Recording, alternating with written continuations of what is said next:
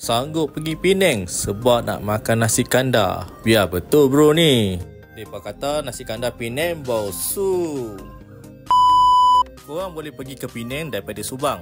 Dengan Batik Air, segalanya mudah. Anda hanya perlu ke kios yang disediakan untuk daftar masuk termasuk luggage anda. Tekan print. Kemudian anda boleh daftar masuk luggage anda secara layan diri. Nampak senang dan mudah bukan? So jimat masa di sini.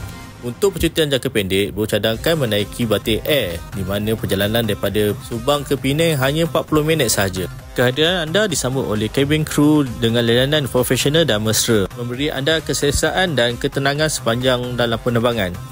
Selain menjimatkan masa, ia juga memberi anda lebih masa untuk berehat sepanjang perjalanan. Selain Penang, anda juga boleh terbang ke Kota Kinabalu, Kota Baru, Kuching dan juga Bangkok daripada Subang. Dan mulai 8 Disember, anda juga boleh terbang ke Langkawi, Johor Bahru, Singapura dan juga Jakarta. So, korang boleh teka destinasi seterusnya yang bro akan pergi. Check it out!